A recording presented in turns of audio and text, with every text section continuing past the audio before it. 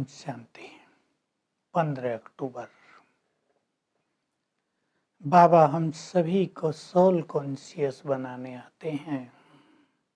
कल की मुरली से कंटिन्यू कर रहे हैं। बाबा मैं खुद निराकार हूँ, इस देह में आया हूँ तुम्हें पढ़ाने के लिए। मुझे अपना देह नहीं है। मैं तुम्हें आत्माभिमानी बनाता हूँ। किसी भी देहधारी को भगवान नहीं कह सकते। मैं तुम्हें आत्माभिमानी इसलिए बनाता हूँ, इससे ही तुम पतित से पावन बन जाते हो। तुम बुलाते थे ना मुझे बहुत समय से, हे पतित पावन आओ, तो मैं आकर तुम्हें पतित से पावन बनने का ज्ञान देता हूँ। सीढ़ी का चित्र है हमारे यहाँ, बाबा उसकी महिमा कर रहे, कितना अच्छा है। तुम सब पावन थे, देवी देवता थे, पतित बन गए हो। फिर मैं आता हूँ संगम युग पर, तुम्हें ज्ञान देकर, सृष्टि के आदि मध्यंत का ज्ञान देकर तुम्हें पूज्य बना देता हूँ। भक्ति करते करते तुम पुजारी बन गए थे। मैं तुम्हें फिर से पावन बनाने आया हूँ, पूज्य बनाने आया हूँ।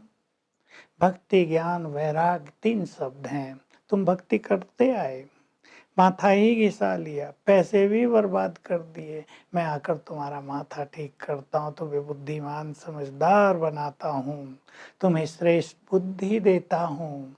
तब तुम ज्ञान लेते हो और भक्ति से वैराग्य हो जाता है। तुम अपने घर चले जाते हो, इस सारी दुनिया से तुम्हारा वैराग्य हो जाता है। तो तुम सबको पावन बनाने वाले हो।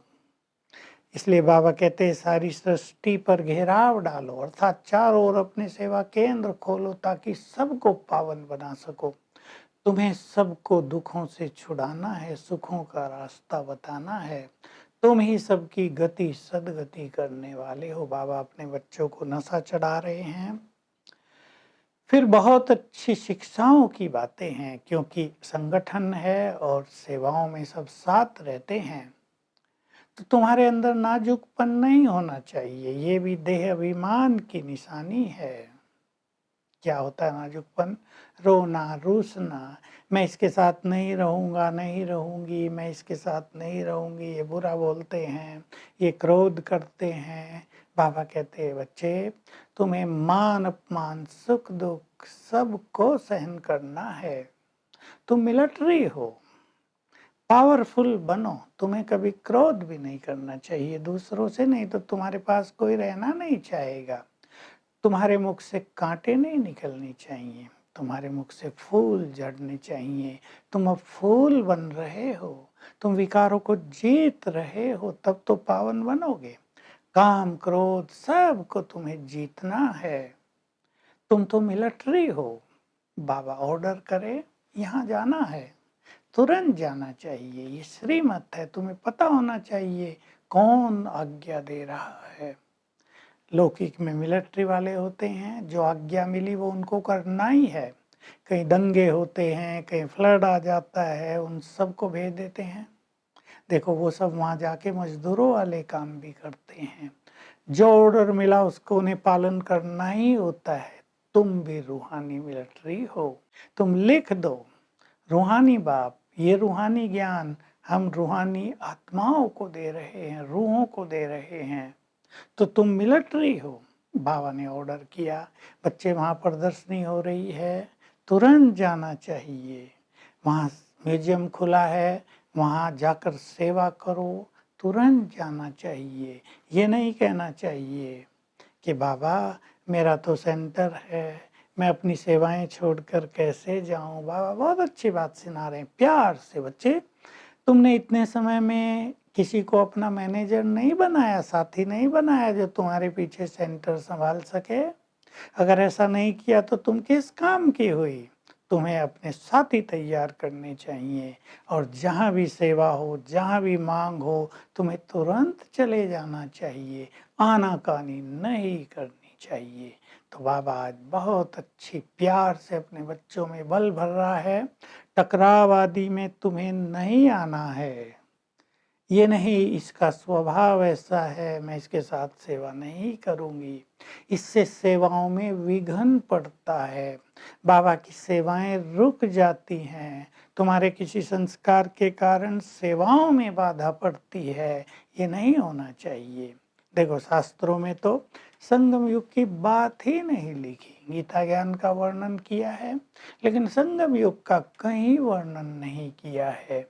अब तुम देख रहे हो बाबा आया है और जो देवकुल की आत्माएं हैं वो आती ही रहेंगी, धीरे धीरे आती रहेंगी। बाबा कह रहा अब टाइम पड़ा है, लेकिन अब तो टाइम आ गया, अब तेजी से आ रही हैं।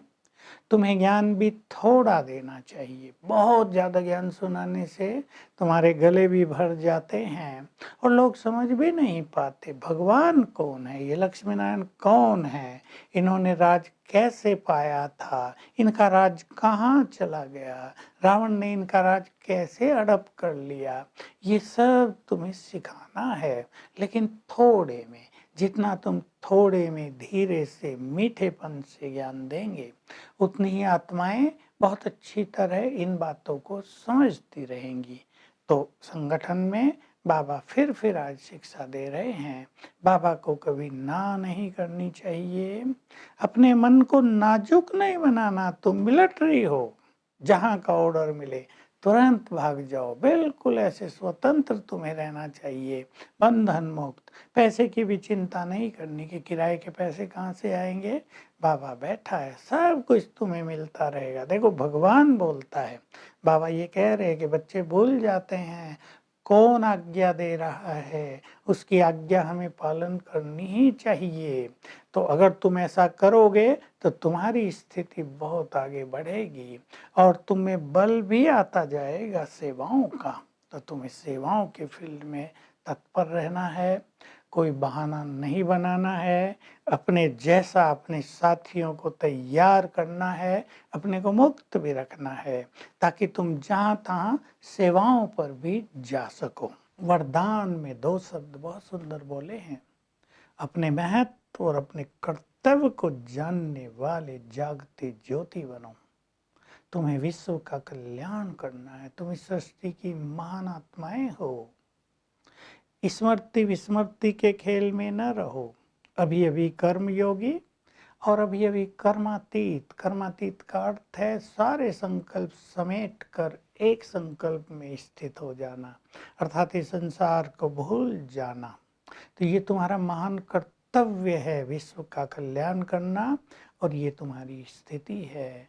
तो सब कुछ समेटते हुए ऐसा महान कर्तव्य तुम्हें करना है। कर्म योग का अभ्यास भी करो और कर्मातीत होने का अभ्यास भी करो। लवलीन स्थिति को प्राप्त करना है तो स्मृति विस्मृति के खेल को समाप्त करो, बाबा के प्यार में मगन रहो।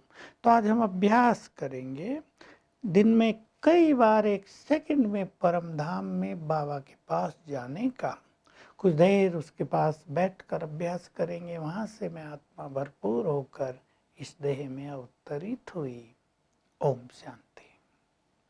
To watch Peace of Mind channel videos on YouTube, subscribe us on youtube.com/tvpeaceofmind. Just a click for a peaceful life.